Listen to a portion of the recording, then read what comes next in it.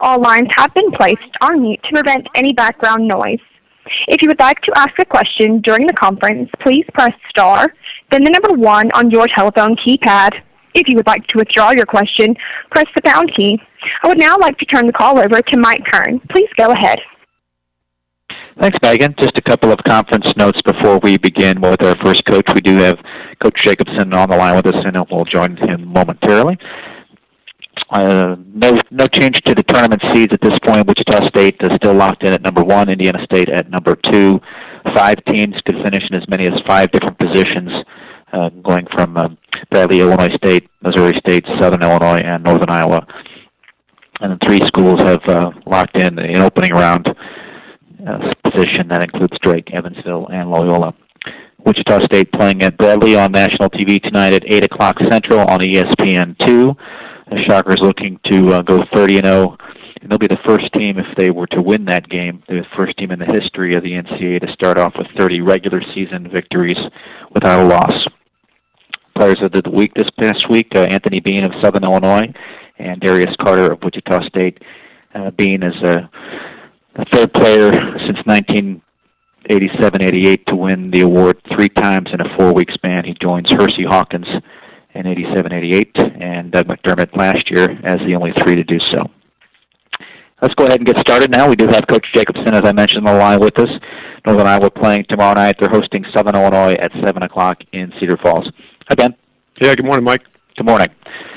Well, let's preview tomorrow night's game. It's the 2 teams that are tied currently for 8-8 in the league standings, tied for 3 others at 4th place or 3rd place. Sorry. We'll talk about tomorrow night's game, and obviously it's an important position game. Yeah, well, listen to you talk about the player of the week and Bean's playing terrific. That pretty good company you just rattled off there for Anthony, and he's played. I mean, he's been awesome with what he's done and scoring the basketball at a high rate, and obviously making shots helps you do that. Playing with a lot of confidence, but I think it's watching him play. I think it's been more than just him making shots. He's doing a lot for his team right now, and Ben Jackson has been he's been one of the better players in the league now for 2 years, and that gives him quite a 1-2 punch. And then Barry's just done this isn't anything that people haven't been able to see. He's just done a terrific job with a young team. He's got some really young guys, and they've now won 6 out of 8 games, and the only 2 losses are at Wichita and at Indiana State in that run of 8 games. So they're playing as good as anybody right now, and got a chance to be a heck of a game tomorrow. Jake, you mentioned in the last 8 games they've got 2 guys averaging over 16, but you have Seth Tuttle, who's averaging almost 17 in that same span. He's playing pretty well for you. Yeah, he's been terrific. He really picked himself up. Maybe 4 or 5 games into conference play, he really got himself going from from an effort standpoint, from an energy standpoint, and he's working harder to post and do more things down around the basket. I think I had him a little bit off early in the season in terms of maybe expanding his game out to the 3-point line and being a guy that could do a little bit of what Jake Cook did. And he's capable. Seth is capable of making threes. But I think once we got past that, and he's been this way now for I think 14 games where he's been terrific because he just spent most of his energy working around the basket. Hey, Coach, let's get to the questions now from the media for you. Questions for Coach Ben Jacobson. To ask Coach a question, press star 1. Your first question comes from Paul Selentrop with the Wichita Eagle. Hey, Ben, all conference ballots are going to be due, I guess, this weekend, so I'm going to ask everybody about their Player of the Year picks, which seems to be kind of an interesting choice. Who are you going to go with this weekend? I don't know. It's going to be one of the guys on Wichita State. And the only reason I hesitate and chuckle a little bit, Paul, is because those guys have played so well. I don't know which one of those guys you pick as their MVP, but it's certainly going to be one of the Wichita State guys. And I say that with the utmost respect and tremendous compliment for what their team has done and for what those 4 guys have done One of those 4 guys is going to be the MVP of the league. I'm not sure which one yet. Those 4 guys have been terrific, and obviously what the team has done. So you'd expand it out to as many as 4. Well, Cotton, I would guess, would be on the outside of that group. I think he's, I think in so many ways, what he does for that team. Well, what I would say about Cotton, I think he does his job. He plays his role for their team, as good or better than anybody in the country that's in that same role. And that's why I would include him. Obviously Fred and Baker and Clay Anthony, those 3 guys, it's going to be one of those 3, in my opinion. But I just think Cotton has been terrific. How do you describe Cale's role? To be the guy who is under the radar in terms of having 3 guys that get most of the attention. So that puts him in a different role than what Fred and again Baker and Clay Anthony have been in, because those guys they score the ball a little bit more. Fred's got the ball in his hands a lot, or Baker's got the ball in his hands, and Clay Anthony's been a terrific scorer. So those guys probably get more of the attention for what's happened there. And sometimes guys don't settle into that role as well as what Cotton has. He's accepted that part of it, it appears to me. He defends at a tremendously high level. As good a defender, I think, on the wing as there is around the country. And then he makes big shots. He comes through in the clutch for him when they've got 3 guys that do more of the ball handling and more of the offensive work. So I just think he's been terrific. Thank you. Your next question is from Todd Hefferman with the Southern Illinoisan newspaper. Hey, Coach, is it like the Unidome at the McLeod Center? Will it be a crisp 75 degrees there Wednesday night, regardless of what it is outside? Yeah, fortunately. Man, I tell you, it got really cold again this morning. It's going to be cold tomorrow outside, but yeah, fortunately, it just like they say at the football games, right? It'll be nice enough inside. Well, looking at the first time you played SIU, Bola didn't play at all in that game. Looking back, how big a difference is that to your game plan, or how much of a difference do you think he makes for SIU right now? Yeah, they out-rebounded us pretty good in the first game without him, and that's where I think he's been really good for Southern, is in terms of providing just some muscle, if you will, some size and some muscle around the basket. And he's rebounded the ball at a very high level. And like I said, in our game, that really hurt us. They out-rebounded us without him. So we've got our hands full on the backboards, and he just adds another dimension to that. And he's shown that he's good enough to get points as well. They can throw it to him a little bit and he can score, but he goes and gets it and puts it back in, and just gives him another weapon to go with how well the guards are playing. And just you made 10 of 24 from the 3-point line against Illinois State. Do you think you've made some strides in that area when teams try to zone you? Yeah, we've shot the ball pretty well the entire conference season. We didn't shoot it great in the non-league games from the 3-point line, but in conference play, we've shot the basketball well. And Bohannon has been very good in terms of his percentage and how many he's taken and how many he's made. And but we've had a number of other guys that have shot the ball well in conference play from the 3-point line. And we had better movement against Illinois State this time than we did the last time. So I think our guys have a little more experience against it. And going back to our first game with Southern, they didn't zone us much. They played man to man, the entire basketball game in the first one. So I don't know which way Barry's going to go, if he's going to come in and play zone like they've done a lot in the past few games, or if he's going to go back to man that was successful for him the first time. Thank you. Yep, thanks, Ted. And your next question is from Harry Schroeder with Valley Hoops Insider. Hey, Ben, I'm looking back and thinking about some prior tournaments, and you guys were so good when Helikba and Farouk Manesh and those guys were there. They were good and talented, but what made that team unique? Why did they blend and gel so well together? Well, I think it's that the thing that's so hard to describe, but when you have it, you've got it. that aspect of chemistry. That group was terrific that way. Adam Cook was the MVP of the league, and he, his minutes were around 25 minutes a game, and I think he only averaged 12 points a game. But he was the MVP of our league, and the guy that was able to, at both ends of the floor, in a lot of ways lead us. But we had a number of guys that were that would step forward. Cajo had plenty of, he had a lot of the control of our basketball team. But Johnny Moran, Ali, as you mentioned, Jordan Eggleseder, we had 4 or 5 guys on the bench that year that would come in and play well for us. So, we had what you needed. We had depth. We defended with big inside with Eggleseder. But I think that what separated us was, what we're all looking for every single year. And you don't always get it. Hard to describe, but that chemistry, that extra part of that chemistry, that team had it. Had it as good as any team I've ever seen. Thanks, Ben. Yep.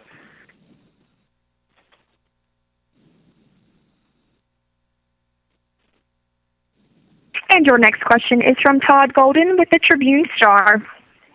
Hey, Ben, how are you? Good morning, Todd. Good.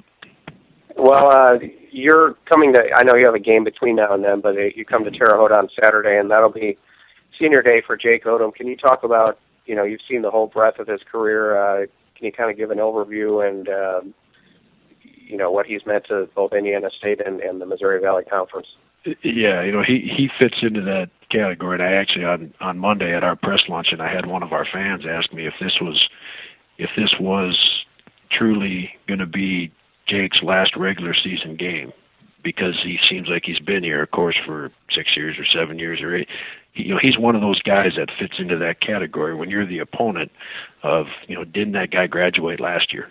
Because of how well he's played, because of his ability to, impact his team and in terms of where they finish and how they do. And then he's got enough flair to his game where fans outside of Indiana State, I think, really attract to him and enjoy watching him play. You just don't like being on the other side of it. And I think in a lot of ways, when a guy's gone through his career, that's one of the best things you can say about him is your fans, the opposing fans, enjoy watching you play. They just really hate being on the other side of that game because they know that Jake is going to do something to impact the outcome.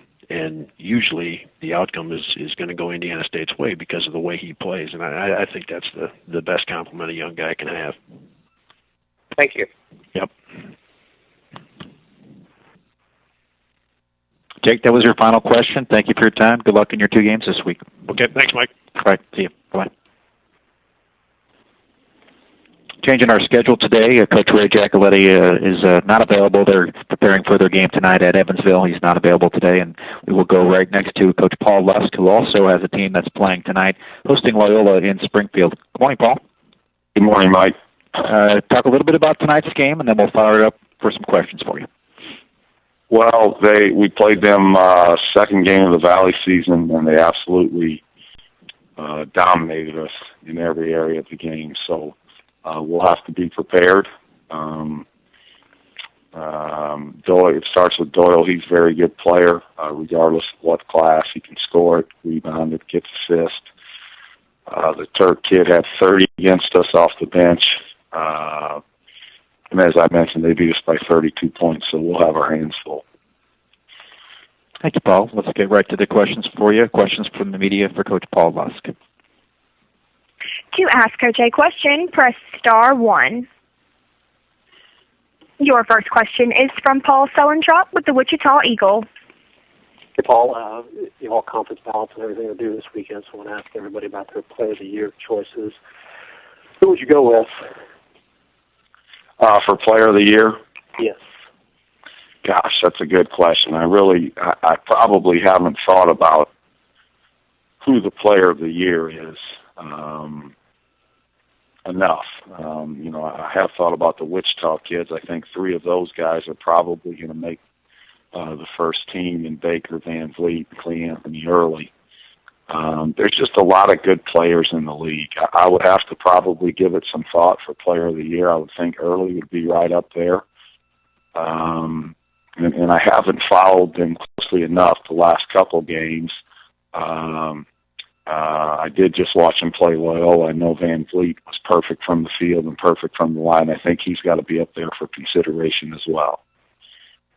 What kind of things do you look at as far as maybe Valley-only stats versus the whole season? Do you use that much in kind of making a close decision? Well, I think now you definitely look at the conference stats to see what guys have done, because that's the true sign. And second time through, are they more effective than first time through? Are they the same? Have they gotten worse? So I think all those things will be analyzed. There's an argument probably for both of those guys, as good as they've been.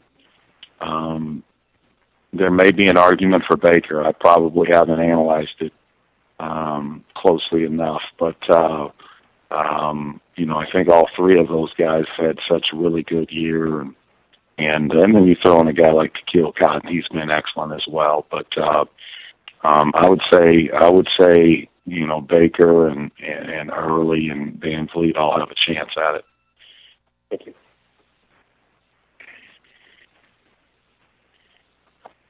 And again, for questions, press *1. Paul, thank you for your time. Good luck in your 2 games this week. Thanks a lot. Thanks, Paul. We have Coach Greg Lansing of Indiana State on the line with us. The Sycamores open up this week at Illinois State tomorrow night, and then back at home on Saturday against Northern Iowa in a game to be seen on ESPNU nationally. Morning, Greg. Morning, Mike. How are you? Good. How are you? Good, thanks. Good. Let's talk about your game tomorrow at Illinois State, and then we'll open it up for some questions for you. Yeah, I think it's been a while since we played them. It was probably our last decent shooting game when they were over here, and I know their record isn't as good as what their team indicates, and that's just because Dan had so many new guys to put his team together at the beginning of the year, and now they're gelling. They're really good. As a matter of fact, our staff was talking about they should probably be picked as one of the favorites next year with everything they got coming back. Just awfully talented. We played Missouri State. We play these guys. We play UNI Saturday, and these are all teams fighting for seeding, and I'm sure we're going to get their best shot. And we just have to make it, have a sense of urgency ourselves, even though we're locked into that second seed, because we need to get better this week going into St. Louis. But a lot of respect for Illinois State and how hard they play, and we know we're going to have our hands full. Thanks, Coach. Let's open it up now for questions for Coach Greg Lansing. Questions from the media. To ask Coach a question, press *1. Your first question comes from Paul Stellentrop with the Wichita Eagle. Hey, Greg, you were probably listening, but in case you weren't, I'm going to ask everybody about the Player of the Year votes with that coming up.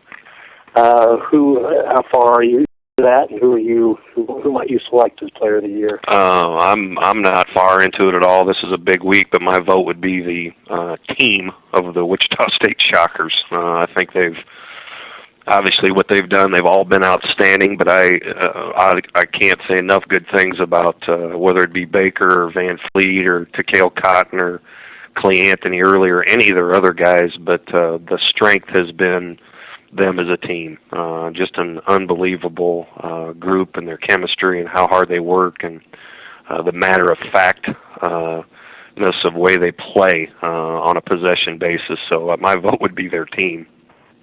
Yeah, in a situation like this, when you do have to, make that vote, what kind of factors are you looking at to kind of delineate between those guys? I'm probably biased to guards just because they do so much. They have the ball in their hands so much, and I think losing Armstead last year and what Van Vliet has done, obviously we didn't play him either time with Ronnie Baker at all last year, but and then you look at Cotton, who's their defender, as a guy, and it's just gotten better. They've all gotten so much better I would think the tough one would be if they were without Van Fleet, because they're, Baker's got to be their backup point guard. I haven't really thought about it yet, but if you're asking me today, because of the point guard I got, I'm always kind of leaning towards point guard. So without him, they might have a little bit of trouble. All right. Thank you, Greg. Thank you. Your next question is from Dave Scretta with the Associated Press. Hey, Greg. Hey, Dave. Sort of a silly story, an obituary for the term mid-major. I kind of feel like it's run its course when you look at what Wichita State and San Diego State and you guys have done to differentiate teams based on conferences and things like that. I just wanted to get your impressions of that. Did that term ever make sense to begin with, and is it maybe time to retire it? Your question wasn't real clear. I'm sorry. I don't know if you're on a cell phone or what, but I think you're asking about my feelings about mid-majors and that term. Is that what you're asking? Right. Is it maybe time to retire that term and just stop differentiating between different teams for the conference they belong in? I don't know, but you mentioned a Wichita State and a San Diego State. I mean, those two teams, as far as I am concerned, are high majors. They're not mid majors with the things they have and the facilities and the money and the things that they do. What my concern is the rest of us. The rest of us with all this conference realignment, whether it be for football or the Big East with basketball. What happens to us now? It almost seems like no matter what you do in your league, Wichita State's they're being, the only negative about them is those people are talking about the Missouri Valley Conference, and I think that's absolutely ludicrous. Anybody, any basketball coach that knows anything knows how good our league is, how well it's coached, how tough it is to win in it. So from that standpoint, I really don't like the term mid-major, but the bigger concern now is the mid-majors not getting enough credit on their conferences. Great. Thanks, Greg. Thank you. And your next question is from Jim Benson with the Bloomington Pantagraph. Morning, Greg. Morning, Jim. Do you feel you talked about the shooting since the Illinois State game? Do you feel you're getting good shots, just not making them, or are they maybe forced a little bit, or what? Really do. And here's the thing I'll say, because I've watched all our possessions over and over and over again, whether it be man-to-man or zone. The only thing I'd say is we're taking some that are maybe too quick after a made bucket or after a couple buckets by the opposing team, maybe a little too deep from the three-point line. Just some of those things. I don't think we need to take contested deep three-point shots. And we've taken a few of those, and it's probably because we've taken them quicker. I have full confidence in all these guys. I know our percentages aren't as good as what I think their abilities are, and I'm hoping that all evens out here down the stretch. But I really think we've gotten good shots, just maybe a little quick recently. Thanks. Thank you. Your next question is from Harry Schroeder with Valley Hoops Insider. Hey, Greg, I'm thinking back to 2011 and a championship run by you guys. What made that team come together at the right time? I remember Miles Walker having a big tournament and being really inspired about his mom and those kinds of things. But what has to take place for a team to really gel like that?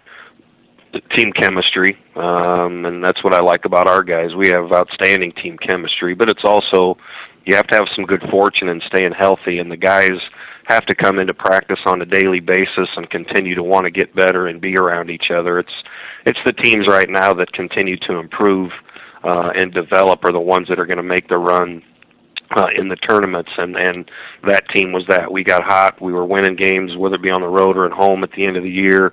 Guys were having fun. Our chemistry was good, and we continued to get better, and we carried that into St. Louis. And I just remember Miles being so motivated all throughout that tournament here in St. Louis. That was kind of a special weekend for him. It was, boy. I miss that guy. I'd take one of him on every team I coach. He was inspired. By the health of his mother and wanting to finish strong in his career and do those things. And I think I got 4 seniors that could be pretty motivated going into this last week of the season and St. Louis as well. But everybody's so good and so tough. You know, you have to take whatever you can for your motivation, but certainly the more determined and competitive teams win. Thanks a lot, Greg. Good luck. Thank you. Greg, that was it for you today. Thanks for your time. Good luck against Illinois State tomorrow night and Northern Iowa on Saturday. See you soon. All righty. Bye-bye. Marty Simmons of Evansville has joined us. Evansville playing Drake tonight and then at Loyola on Saturday. Good morning, Marty. Good morning, Mike. Thanks for joining us on a game day. And if you could preview tonight's game against the Bulldogs, and then we'll open it up for some questions for you. Yeah, obviously a tough matchup for us. We played them earlier in the year, and they put it on us probably as well as anybody. I mean, they very well coached, very well set up. Got a good combination of speed and quickness and athleticism, size inside, and some guys that can really shoot the basketball. But Richard Carter is dynamite. I mean, he really makes things go, and they're a very difficult team for us to match up with. Thank you, Coach. Let's go ahead and open it up now for some questions for you. Questions for Coach Marty Simmons. To ask Coach a question, press star 1.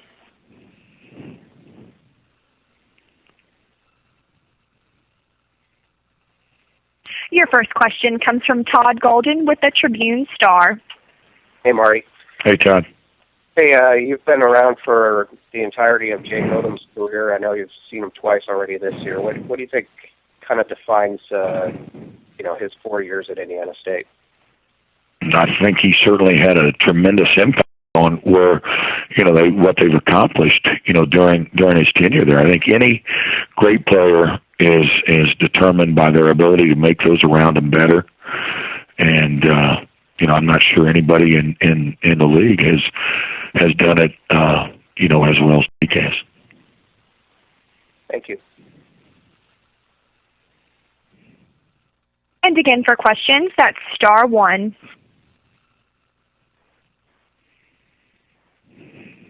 Coach, the definition of our league over the course of time has been that we've had really good guard play, really good coaching, and we're beginning to get more of the inside guys. Egidius is one of those. And talk a little bit about just the presence of more inside players. Reggie Lynch at Illinois State is a supreme shot blocker for the Redbirds. But talk a little bit about that, if you could. Yeah, I mean, it's been really good. We talked about it, I think, a couple weeks ago, but, everybody has some really good young players. I know Drake, a team that we're playing, I'm not sure the pronunciation, Enevold, the Danish kid, is big and strong and has continued to just get better and better as the season's gone on. As you said, with Lynch at Illinois State, I mean, geez, there aren't many freshmen that have his body and skills. I mean, he's a monster in there. And, our guy, Egidius, has just exploded here in the last 7, 8, 9 games, playing with a lot of confidence. But I think you can look throughout the league, and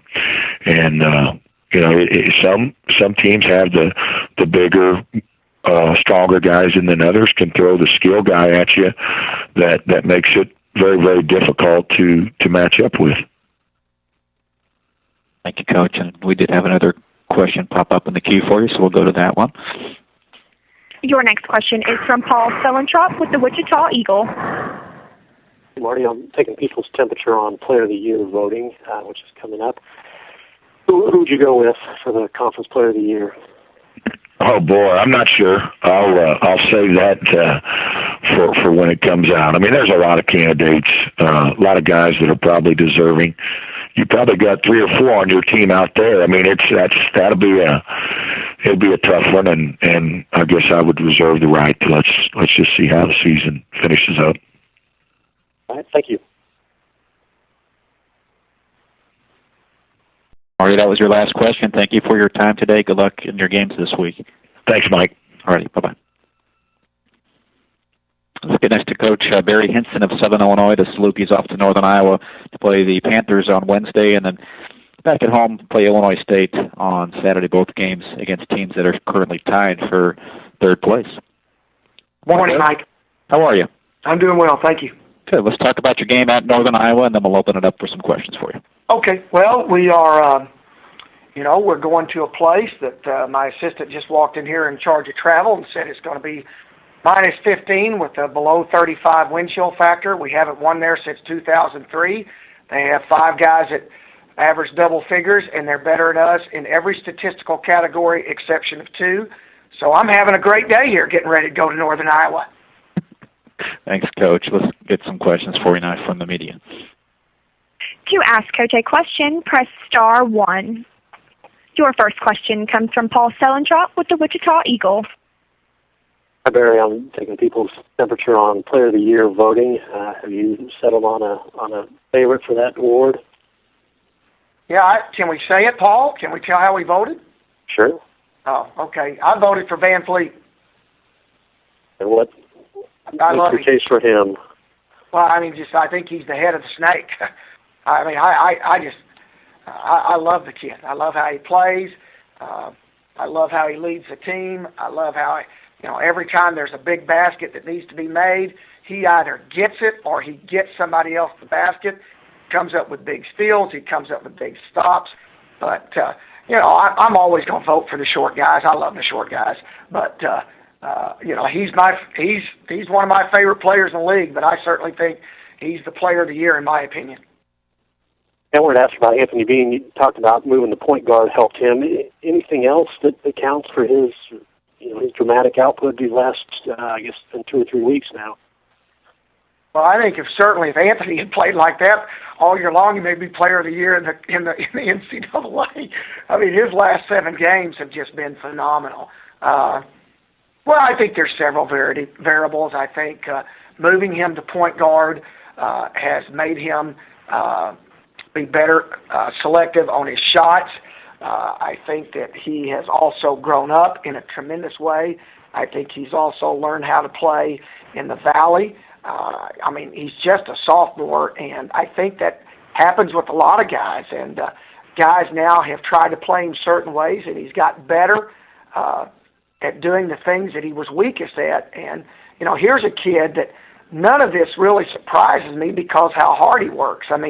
If we get off the plane after a game and we get in late, he's in here the next morning early, getting better. And he's a gym rat. We may take a day off, but he never takes a day off. And he's constantly in here shooting, whether it be free throws, jumpers, off the dribble, doing ball handling, shooting threes. And all of his numbers have improved dramatically because he's worked at it. What's a weakness that he's really improved at? I think his biggest weakness right now is moving without the basketball and also his shot selection. Because, a lot of these guys come out of high school, and when the ball's in their hands, they go get their own shot. And my philosophy has always been, if the ball is in your hand, go find somebody else's shot. If the ball is not in your hands, go find a way to get a shot. And I think that's the area in which he's improved in dramatically. Thank you. Your next question is from Dave Scretta with the Associated Press. Morning, Gary. Hi, Dave. I'm writing kind of a fun story. It's actually an obituary on the term mid-major. I kind of feel like the term has died now that Wichita State and Butler and VCU and all these other teams have crashed the Final Four. Do you kind of agree with that maybe it's time to stop differentiating between those schools and the so-called high majors? I'm the wrong guy to ask, Dave. I never get into that. I could care less. They want to call us mid-major. That's fine. I think it gives us an advantage. I think it gives us a chip on our shoulder. It never has bothered me. I've been at both levels. I've been at the highest level that you can be at college basketball, and there's a dramatic difference. As much as we don't want to say that there is. There's a huge difference in alumni. There's a huge difference in budgets. There's a huge difference in everything that we do. But at the same time, when you have a group of guys that play with a chip on their shoulder or don't quite have the depth that the BCS level schools have and all that, I just think it makes that much better. Actually, I think it's better when you have the mid-major level because you still have the Cinderella story. If we ever get to a day where it's only the BCS schools playing in the NCAA tournament, we will lose the luster and the excitement of March Madness. March Madness is not made on the Kentuckys, the Indianas, the Kansas, the Dukes, the North Carolinas. March Madness is made because of the VCUs, the George Masons, the Butlers, the Wichita States. That's what makes this tournament. And if we ever lose sight of that, then we're going to lose this tournament. It literally drives and funds the entire NCAA. Right. I mean, my point is there's so many good mid-major teams. I mean, they're playing the same kind of non-conference schedules that high majors are now. So it's sort of like that gap, at least on the court, has really gotten to the point where it doesn't exist anymore. Well, I think parity has shrunk simply for the fact of two reasons. I think the one and done has helped parity for the mid-major guys. I think parity has shrunk because of the 13 scholarships, and most teams these days aren't even using the 13 scholarships. Most of those guys always have a transfer or a red shirt or are hanging on one. And I think that's helped with parity in a lot of ways. And I think global basketball has helped parity because now you see a lot of the mid-majors have gone with the international flavor. And, you know, that's certainly shrunk a little bit. So, I think there's all independent variables out there. But I go back, I think it's good for college basketball. Whether you want to label it or not, whether you want to have a funeral or not, I don't know. But I think it's good. Hey, thanks, Gary. Thanks, Dave. Your next question is from Lyndall Scranton with the Springfield News Leader. Yeah, good morning, Barry. Hi, Lyndall. Do you, you look at all the good freshmen and sophomores in the league this year. You think back 10, 11 years ago, do you see any similarities in the Valley to, right before it built up to being a multi-bid league in the mid-2000s? Yeah, Lyndall, I think that's a great perception. I think the Valley, a lot of guys came in here new, and, I came in here new as well, and a lot of guys I know have signed, some programs have signed a lot of junior college players, and some programs have salt and peppered it, kind of like we have, a sprinkle here and there. But now, if you look at our recruiting class as well as a lot of recruiting classes, you see what Dan did at Illinois State last year. Guys have, the success of this league has always been on fourth and fifth year seniors, always.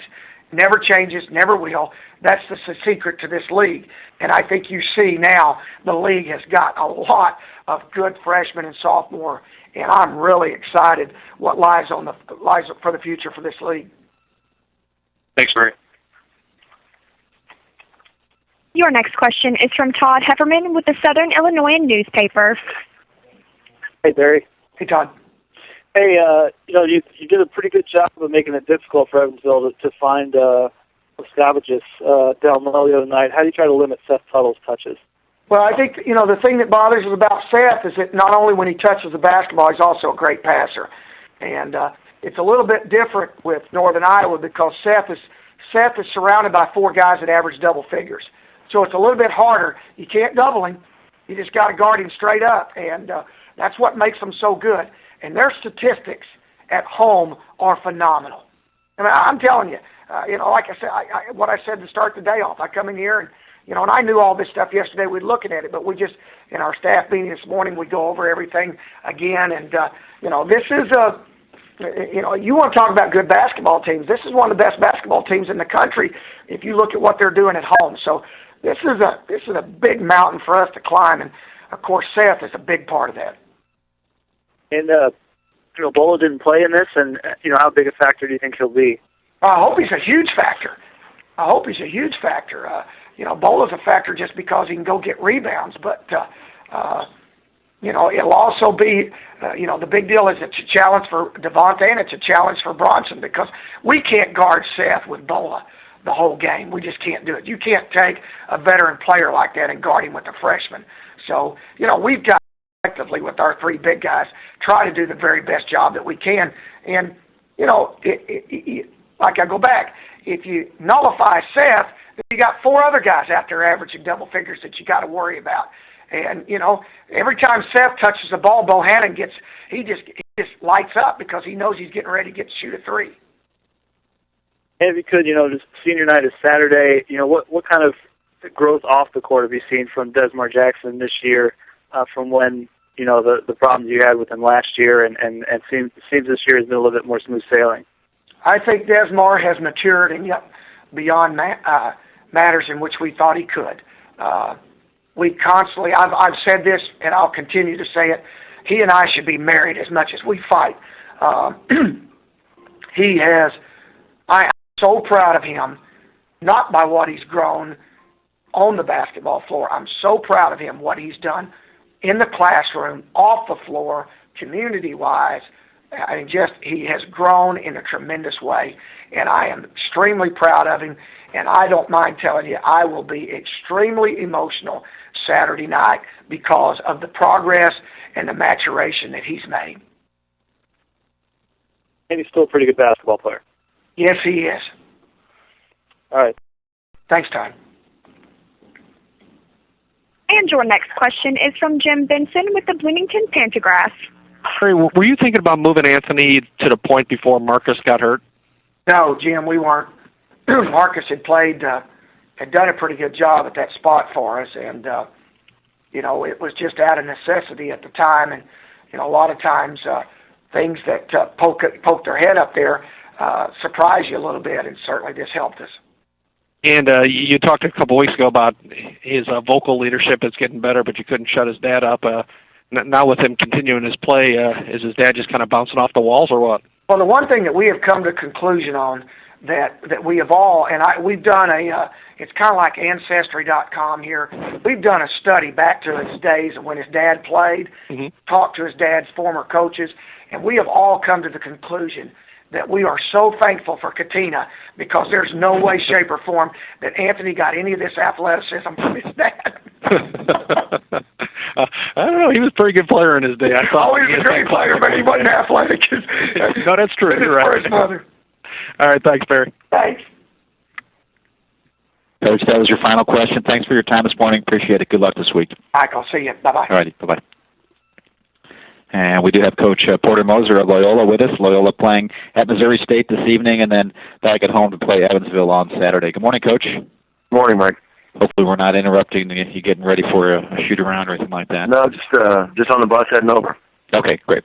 Well, let's get a quick preview of tonight's game, and then we'll open it up for some questions. It's been a while since you played the Bears, and we'll open it up for some questions after your comments.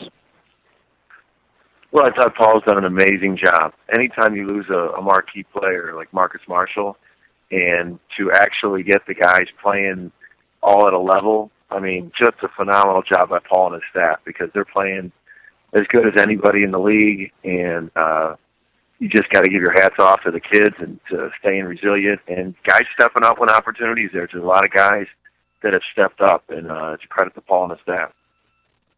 Thanks, Coach. Let's get to the questions now for you. Questions for Coach Porter Moser. To ask Coach a question, press star 1. Your first question is from Paul Stellentrop with the Wichita Eagle. Hey, Porter, I'm going to take a poll on Player of the Year voting. Have you locked in on anybody that you will be selecting for that award? Well, I'm just trying to decide what dart to throw between early Van. You just got to. So it's I think those three. I mean, I think Early and Van Fleet are going to get a lot of votes just because of what they've done and their leadership and stepping up game after game and been all around. So, I think they got a couple candidates. I told someone this too, in terms of voting for the top 10. If Tequil Cotton was on another team, his numbers would be skyrocketed. It's always sometimes hard to vote for guys, but that kid, his defense and what he's done, he could get a lot of votes for all league. As well as, if he was on another team, I mean, God, his stats would be through the roof. I think he's that good too. Do you think would you vote for him for Defensive Player of the Year? Who, Tequil? Yeah. I think he's for sure he's there. I mean, I think there's a lot of undervalued defensive guys. I think Desmar Jackson, what he does at the top of that zone, he wreaks havoc. I think Walter Lemon is a terrific defensive player. I think there's a lot of really good defensive players. And I think there's a lot of great coaches in this league, that stress it and emphasize it and teach great things, and then the guys, do some things. So, but Tequili, he'll get a vote from me on all defense team for sure. Thank you.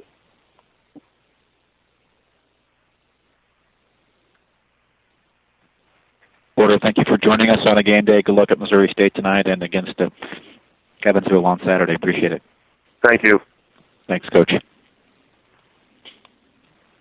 And Dan Muller of Illinois State has joined us. The Redbirds at home against Indiana State tomorrow night, and then back on the road for the regular season finale at Southern Illinois on Saturday. Good morning, Dan.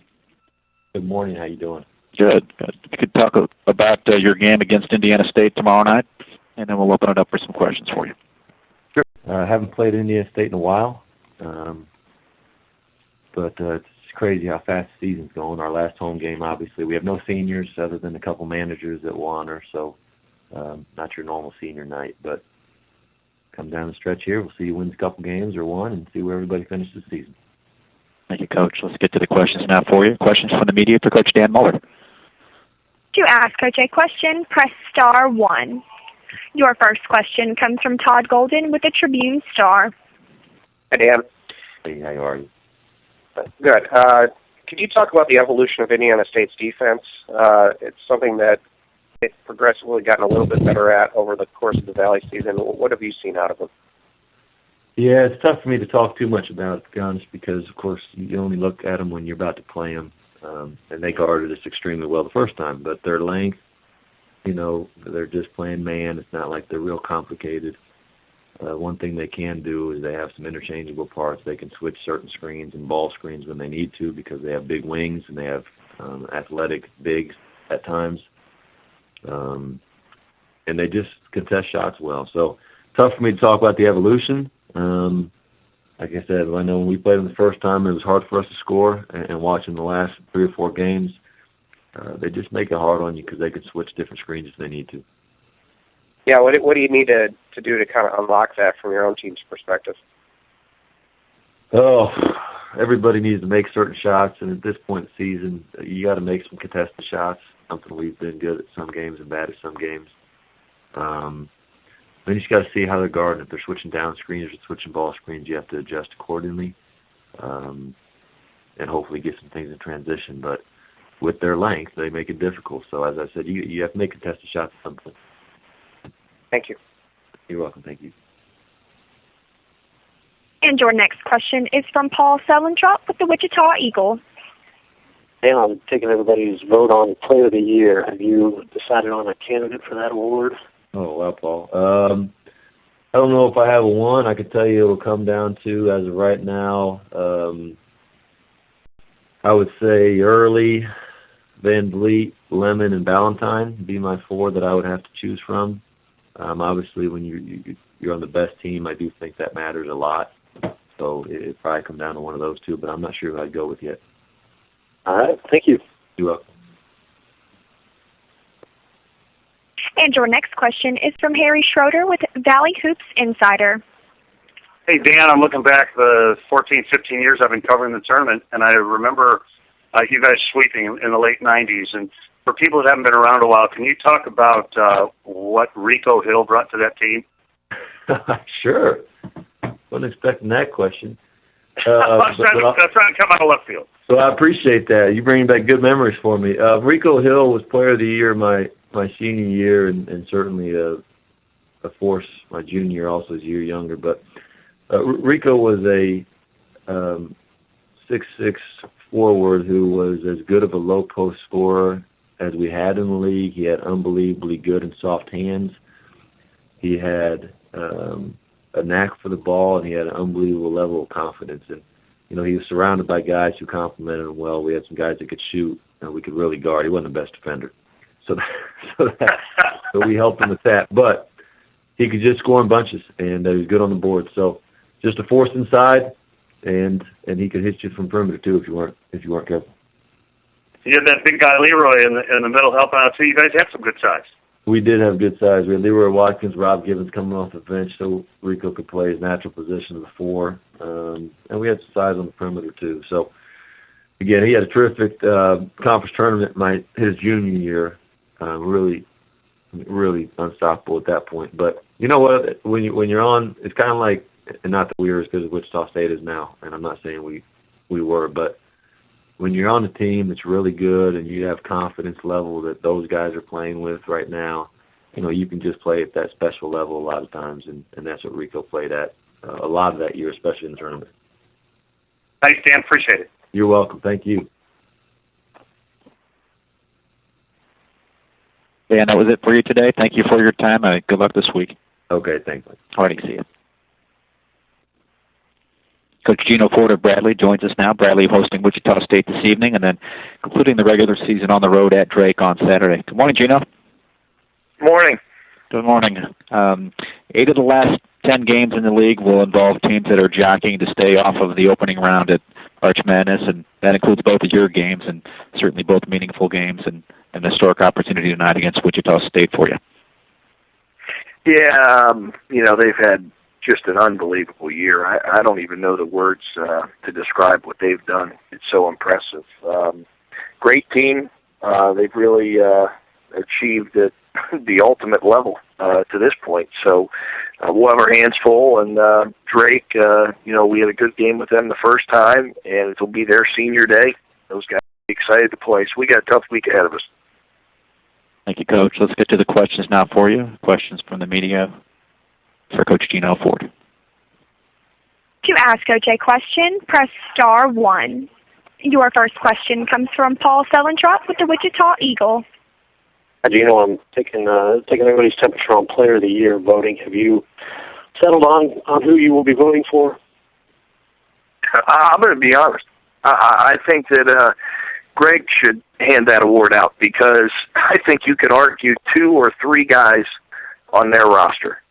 I just don't see how you could have anybody get Player of the Year other than someone who played on an undefeated team, and certainly Clay Anthony, Fred VanVleet, Ron Baker. I mean, I think that's a great question for Greg, and not that to put him on the spot with that kind of stuff, but I mean, he knows it better than we do, and I think that those guys are all very deserving.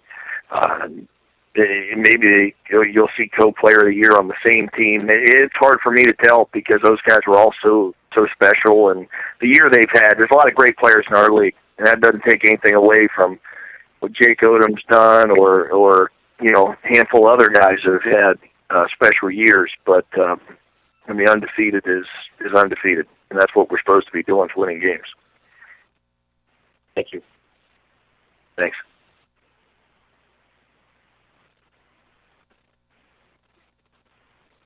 Coach, certainly a big game tonight, but Walt Lemon, last regular season home game, talk about what he has meant to your program.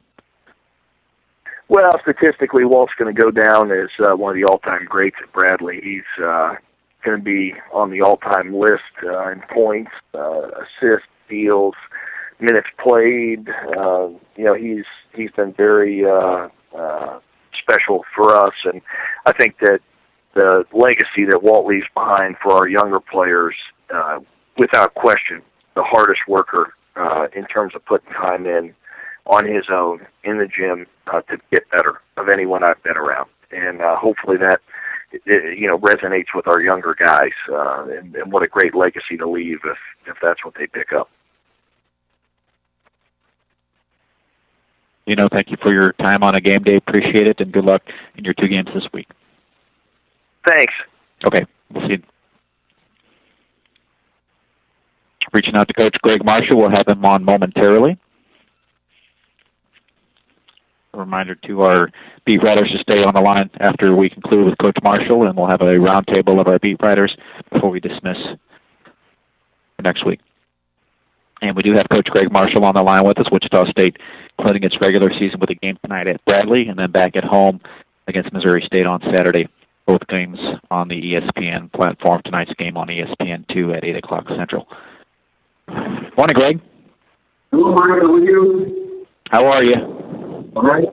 Good. Well, let's get right to the questions for you. I know it's a game day. We want to limit the time that we take from you, but questions for Coach Greg Marshall of Wichita State. To ask Coach a question, press star 1. Your first question comes from Paul Sellentrop with the Wichita Eagle. Greg, I've asked everybody about Player of the Year, voting their candidates, and they're kind of a confused bunch. How would you, do you have a Player of the Year, and I know you don't vote, but how would you kind of guide them on voting for somebody from your team as Player of the Year?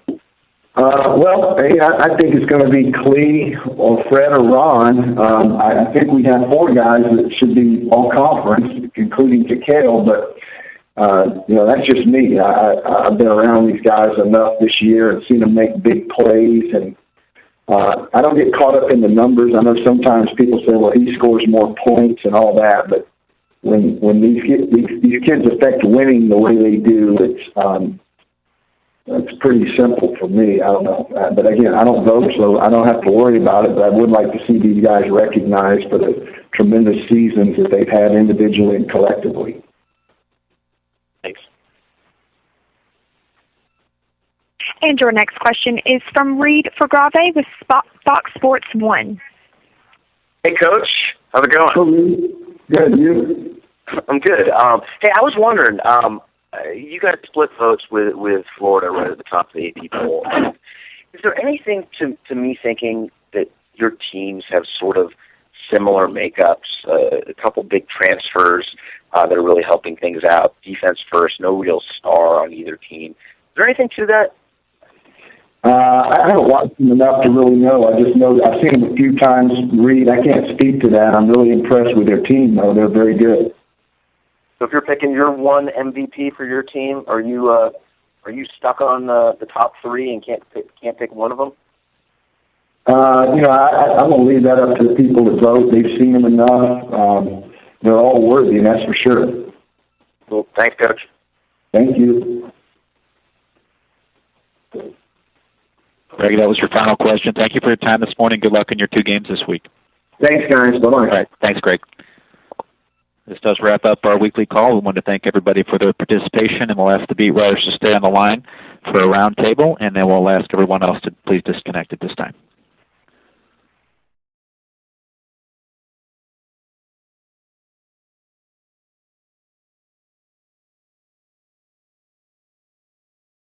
NCAA March Madness is coming to St. Louis. Experience it live. Oh, brings it home! As 8 of the top collegiate teams compete for a shot at the NCAA Sweet 16. Don't miss the buzzer beaters. As Cinderellas crash the party at the 2014 NCAA Division I Men's Basketball Championship.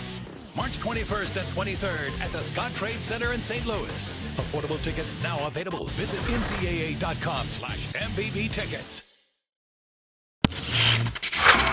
Don't miss the 2014 Missouri Valley Conference Women's Basketball Tournament at the Family Arena in St. Charles, Missouri. Show your school spirit and get your tickets now.